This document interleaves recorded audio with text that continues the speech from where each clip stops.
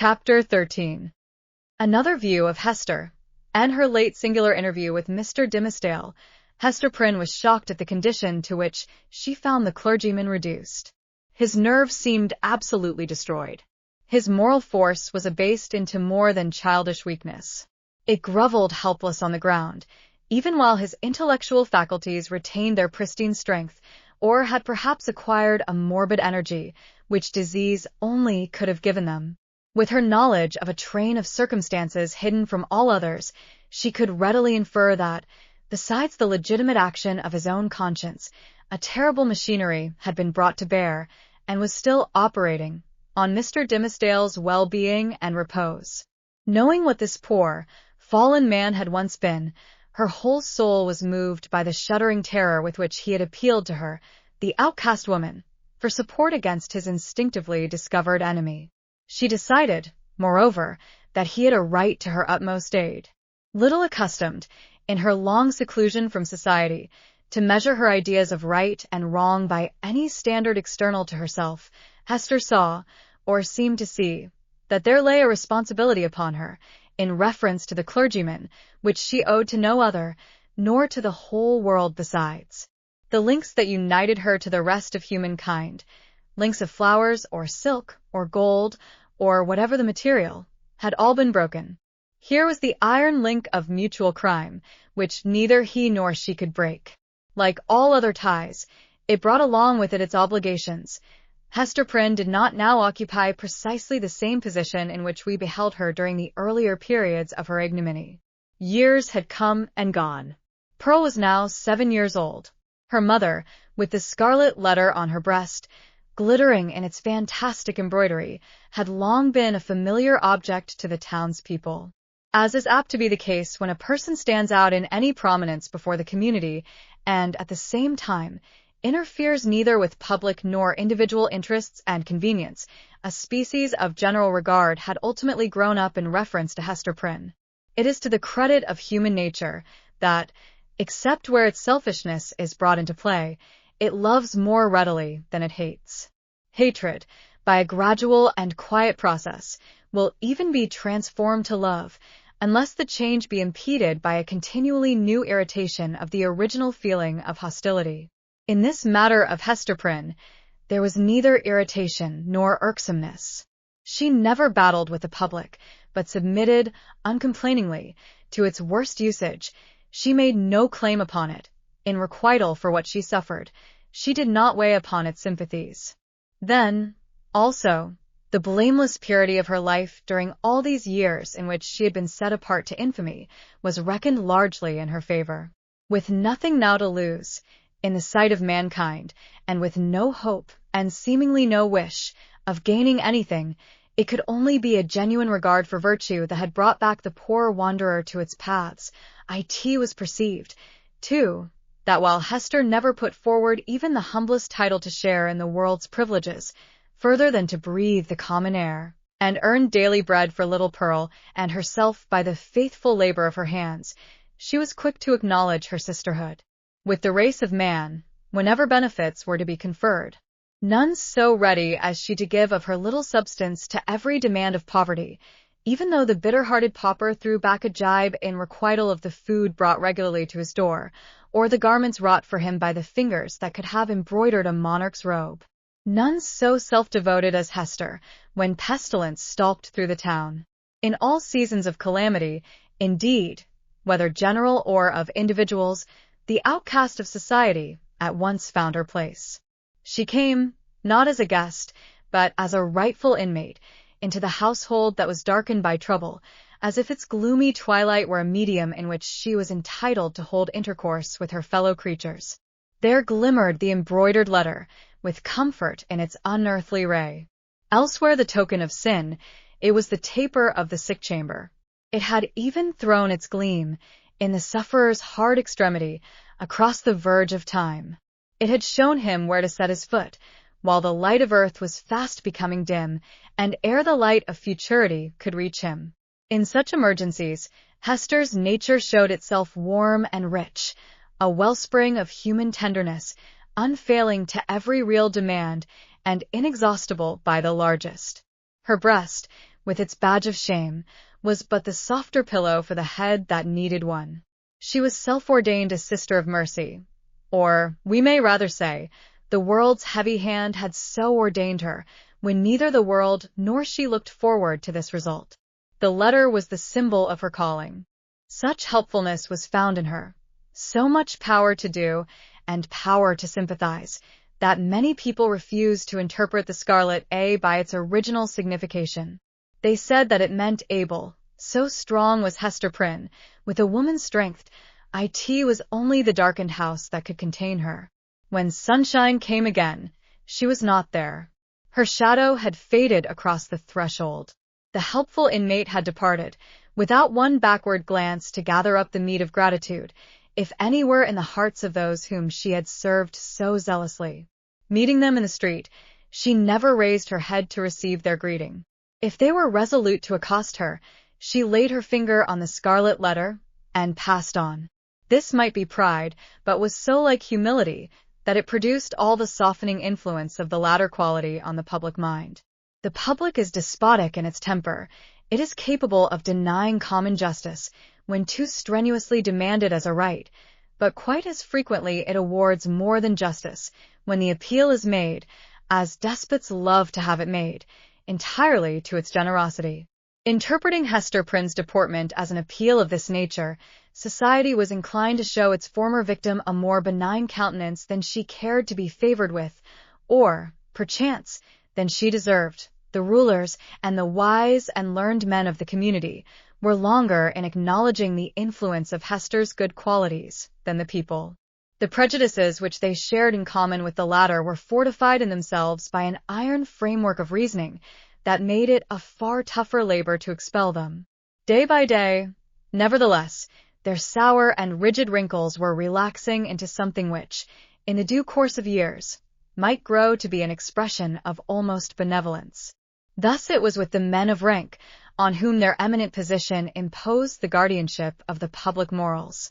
Individuals in private life, meanwhile, had quite forgiven Hester Prynne for her frailty. Nay, more, they had begun to look upon the scarlet letter as the token, not of that one sin, for which she had borne so long and dreary a penance, but of her many good deeds since. "Do you see that woman with the embroidered badge?" they would say to strangers. "It is our Hester, the town's own Hester, who is so kind to the poor, so helpful to the sick, so comfortable to the afflicted." Then, it is true, the propensity of human nature to tell the very worst of itself, when embodied in the person of another, would constrain them to whisper the black scandal of bygone years. It was none the less a fact, however, that, in the eyes of the very men who spoke thus, the scarlet letter had the effect of the cross on a nun's bosom. It imparted to the wearer a kind of sacredness, which enabled her to walk securely amid all peril. Had she fallen among thieves, it would have kept her safe. It was reported and believed by many that an Indian had drawn his arrow against the badge, and that the missile struck it, but fell harmless to the ground. The effect of the symbol, or, rather, of the position in respect to society that was indicated by it, on the mind of Hester Prynne herself, was powerful and peculiar. All the light and graceful foliage of her character had been withered up by this red-hot brand, and had long ago fallen away, leaving a bare and harsh outline, which might have been repulsive, had she possessed friends or companions to be repelled by it. Even the attractiveness of her person had undergone a similar change. It might be partly owing to the studied austerity of her dress, and partly to the lack of demonstration in her manners. It was a sad transformation, too, that her rich and luxuriant hair had either been cut off, or was so completely hidden by a cap, that not a shining lock of it ever once gushed into the sunshine. It was due in part to all these causes, but still more to something else, that there seemed to be no longer anything in Hester's face for love to dwell upon, nothing in Hester's form, though majestic and statue-like, that passion would ever dream of clasping in its embrace, nothing in Hester's bosom to make it ever again the pillow of affection. Some attribute had departed from her, the permanence of which had been essential to keep her a woman. Such is frequently the fate, and such the stern development, of the feminine character and person when the woman has encountered, and lived through, an experience of peculiar severity. If she be all tenderness, she will die. If she survive, the tenderness will either be crushed out of her, or, and the outward semblance is the same, crushed so deeply into her heart that it can never show itself more. The latter is perhaps the truest theory. She who has once been woman, and ceased to be so, might at any moment become a woman again if there were only the magic touch to effect the transfiguration. We shall see whether Hester Prynne were ever afterwards so touched and so transfigured. Much of the marble coldness of Hester's impression was to be attributed to the circumstance that her life had turned, in a great measure, from passion and feeling to thought.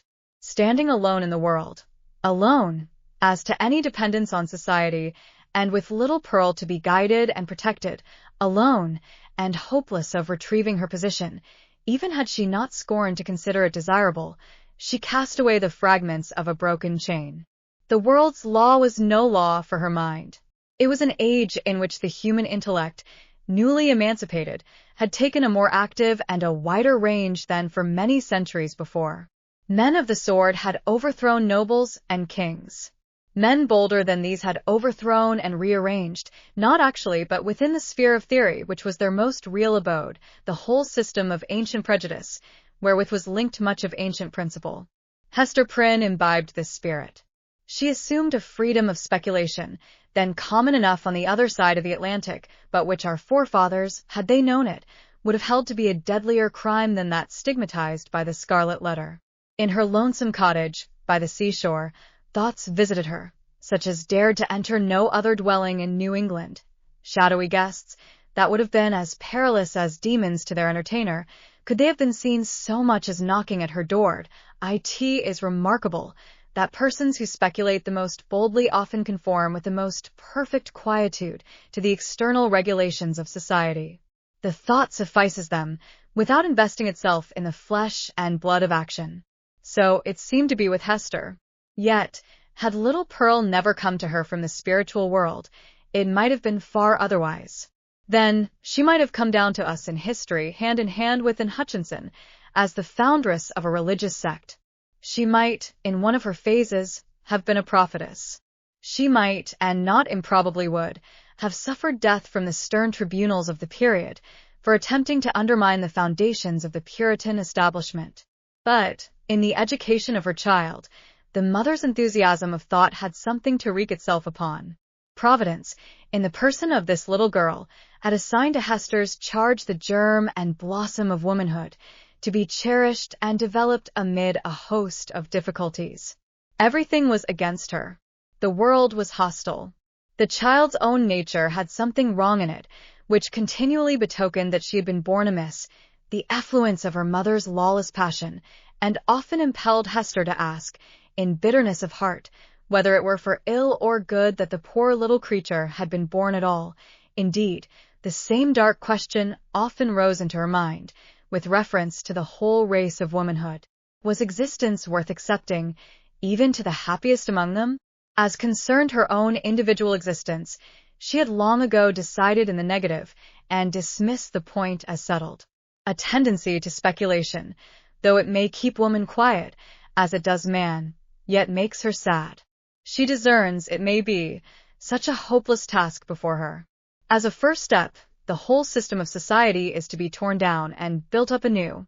Then, the very nature of the opposite sex, or its long hereditary habit, which has become like nature, is to be essentially modified, before woman can be allowed to assume what seems a fair and suitable position. Finally, all other difficulties being obviated, woman cannot take advantage of these preliminary reforms until she herself shall have undergone a still mightier change, in which, perhaps, the ethereal essence, wherein she has her truest life, will be found to have evaporated. A woman never overcomes these problems by any exercise of thought. They are not to be solved, or only in one way. If her heart chance to come uppermost, they vanish. Thus, Hester Prynne, whose heart had lost its regular and healthy throb, wandered without a clue in the dark labyrinth of mind, now turned aside by an insurmountable precipice, now starting back from a deep chasm. There was wild and ghastly scenery all around her, and a home and comfort nowhere. At times, a fearful doubt strove to possess her soul, whether it were not better to send Pearl at once to heaven, and go herself to such futurity as eternal justice should provide. The Scarlet Letter had not done its office. Now, however, her interview with the Reverend Mr. Dimmesdale on the night of his vigil had given her a new theme of reflection, and held up to her an object that appeared worthy of any exertion and sacrifice for its attainment. She had witnessed the intense misery beneath which the minister struggled, or, to speak more accurately, had ceased to struggle. She saw that he stood on the verge of lunacy, if he had not already stepped across it. It was impossible to doubt that, whatever painful efficacy there might be in the secret sting of remorse, a deadlier venom had been infused into it by the hand that proffered relief. A secret enemy had been continually by his side, under the semblance of a friend and helper, and had availed himself of the opportunities thus afforded for tampering with the delicate springs of Mr. Dimmesdale's nature. Hester could not but ask herself whether there had not originally been a defect of truth, courage, and loyalty on her own part, in allowing the minister to be thrown into a position where so much evil was to be foreboded and nothing auspicious to be hoped. Her only justification lay in the fact that she had been able to discern no method of rescuing him from a blacker ruin than had overwhelmed herself, except by acquiescing in Roger Chillingworth's scheme of disguise. Under that impulse, she had made her choice, and had chosen, as it now appeared, the more wretched alternative of the two. She determined to redeem her error, so far as it might yet be possible. Strengthened by years of hard and solemn trial, she felt herself no longer so inadequate to cope with Roger Chillingworth as on that night, abased by sin, and half maddened by the ignominy that was still new, when they had talked together in the prison chamber. She had climbed her way, since then, to a higher point. The old man, on the other hand, had brought himself nearer to her level, or perhaps below it, by the revenge which he had stooped for. In fine, Hester Prynne resolved to meet her former husband, and do what might be in her power for the rescue of the victim on whom he had so evidently set his gripe. The occasion was not long to seek. One afternoon, walking with Pearl in a retired part of the peninsula, she beheld the old physician, with a basket on one arm and a staff in the other hand, stooping along the ground, in quest of roots and herbs to concoct his medicines withal.